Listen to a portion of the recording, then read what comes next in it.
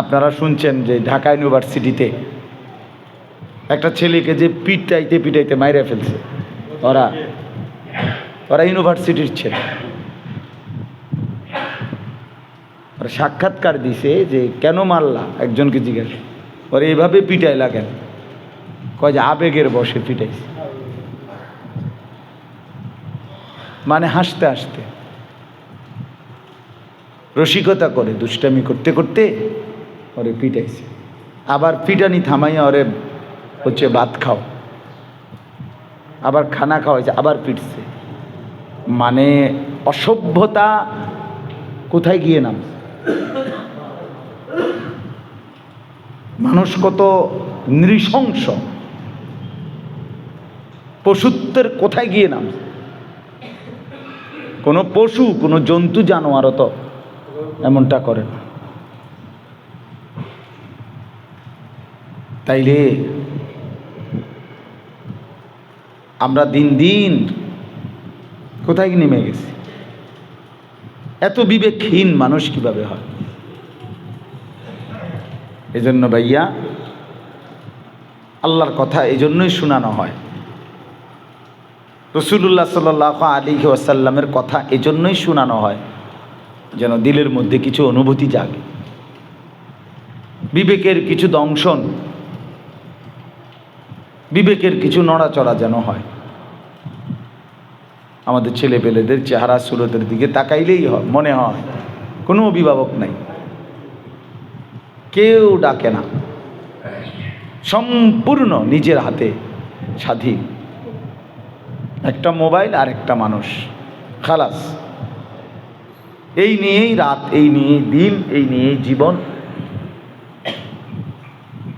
মনের যত ইচ্ছা, আশা, আকাঙ্ক্ষা, আবেগ, অনুভূতি, কল্পনা, জল্পনা সব কিছু মোবাইলের মাধ্যমে পূরণ করতেছে। এইভাবে একটি ঘর, পরিবার, একটা দেশ, একটা জাতি টিকবে না। ওলামায়ে কেরামের চোখের দিকে তাকায়া আল্লাহর কথা শুনলে হৃদয়ে বসে। এমনিতে তো আলহামদুলিল্লাহ মোবাইলে অনেক ওয়াজ আছে, সবার, আমাদেরও আছে, অন্যান্য ওলামায়ে কেরামেরও ব্যাপক বয়ান আছে। তাহলে মোবাইলের মধ্যে তো আর বয়ানের অভাব নেই, কিন্তু আমাদের ব্যক্তিগতভাবে যদি নিজের ভিতরে কোনো পরিবর্তনের মানসিকতা না আসে, আমি যদি কিছুই উপলব্ধি করতে না পারি, নিজে কিছু বুঝলামই না, ভাবলামে না, তাইলে আর লাভ হলো কি?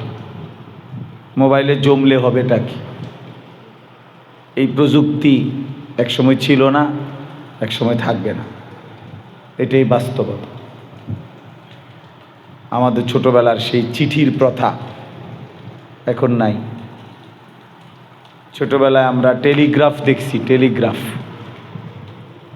এটাও আমি দেখছি, তো সেটাও এখন নাই, চলে না। এরপরে টেলিফোন, অক্ষর এমনি ঘুরে ঘুরাইয়া টেলিফোন ছিল, সেই টেলিফোনের প্রচলন এখন নাই। ক্যাসেট তো অ্যাভেলেবেল ছিল গ্রাম সবার কাছে, এই ক্যাসেট কত ওয়াজ, কত কিছুই তো ক্যাসেটের মধ্যে আসিল, এগুলো তো এখন নাই। সিডি, ওই যে চ্যাপ্টা চ্যাপ্টা সিডি ছিল, এখন তো এগুলো নাই। তাইলে এই মোবাইল, এই ফেসবুক, এই ইউটিউব, এগুলোও থাকবে না।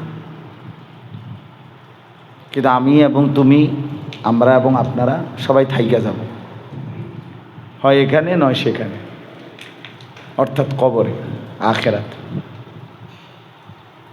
আমরা থাকতেই হবে, হয় বেঁচে থাকবো এখন এখানে, আর নয়তো আখেরাতে। এই জন্য বাস্তবতা হলো শুধু কেবল নিজের সব কিছু প্রযুক্তি নির্ভর বানানো ঠিক না। আমরা আসলে প্রযুক্তির গোলাম না, আমরা আল্লাহ তাআলার গোলাম।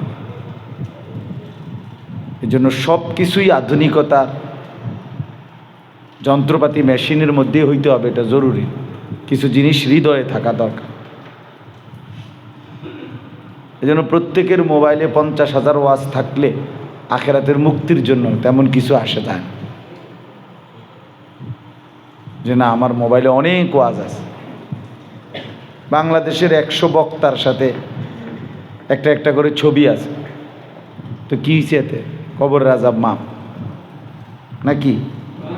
তো এতে কি আসে যায়? আর শুধু শুধু এটা একটা এক ধরনের আমাদের মোহ।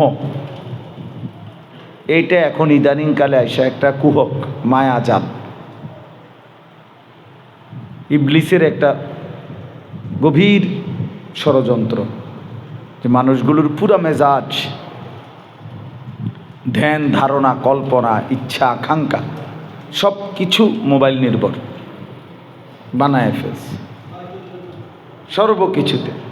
এটা আসলে সুফল বয়ে আনবে না, এবং সুফল বয়ে আনতেছে না। ঘরকে ঘর, ঘরকে ঘর, চরিত্রহীনতার সয়লাব। নারী পুরুষ, ছেলে মেয়ে, লজ্জা, হায়া, শরম, শালীনতা, ডর, ভয় কি সব উঠে গেছে। সবাই খুব বেশি শাহওয়াতের গোলাম, আব্দুস শাহওয়াত, মানে মনের চাহিদার গোলাম, লজ্জাস্থানের চাহিদার গোলাম। সবাই এই মোবাইল যথেচ্ছ, কারো কোনো বিধিনিষেধ নাই। অভিভাবক, পিতা মাতা, বড় ভাই, কেউ কাউকে বাধা দিচ্ছে না,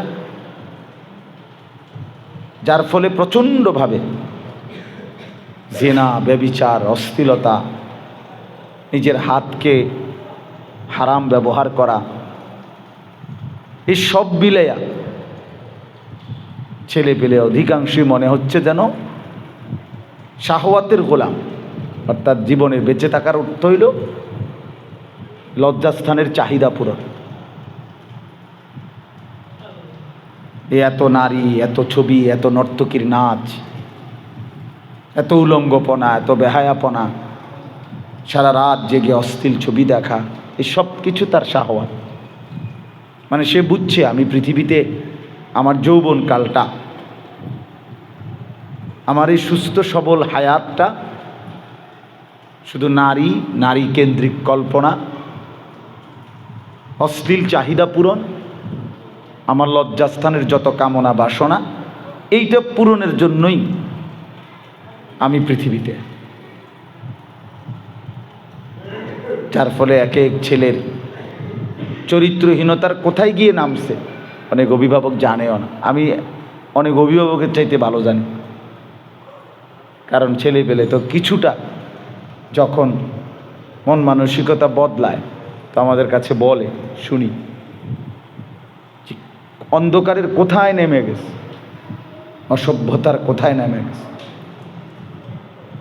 ছেলে মেয়ে সমান তালে, সবাই মনে করে শাহওয়াত, মনের এই চাহিদা, নিজের কামনা বাসনা পূরণ, এটাই হলো জীবনের চাওয়া পাওয়া। এই জন্য প্রিয় ভাই, এটা পৃথিবীরও সুফল আনবে না, তোমার নিজের জীবনেও সুফল আনবে না। মানুষ যখন নফসের গোলাম হয়, মনের চাহিদার গোলাম হয়, তো কোরআনুল কারীমে আল্লাহ তাআলা বলছেন সে আর মানুষ থাকে না। সরাসরি কোরআনুল কারীমে আল্লাহ বলছেন সে তখন চতুষ্পদ জন্তু, জানোয়ার হয়। ইনহুম ইল্লা কাল আনআম, আল্লাহ তাআলা বলেন তার পরিচয় আর কিছুই নয়, শুধুই জানোয়ার, চতুষ্পদ জন্তু। যখন কেউ মনের ইচ্ছার গোলাম হয়, আমার মনে যা চায়,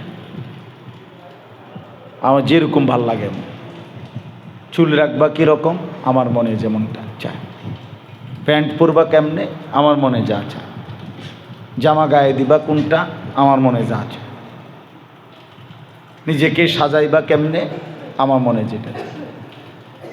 আমি কোথায় দাঁড়ায় কথা বলবো, কোথায় হাঁটবো, কোথায় পেশাব করবো, কার সাথে চলবো, কার সাথে আড্ডা দেব, এটা আপনার কি? এটা আমার ইচ্ছা। এই যে আমার মনে যা চায়, এইটা যখন কারো জীবন হয় তখন সে জানোয়ার হয়, তারে জানোয়ার বলে।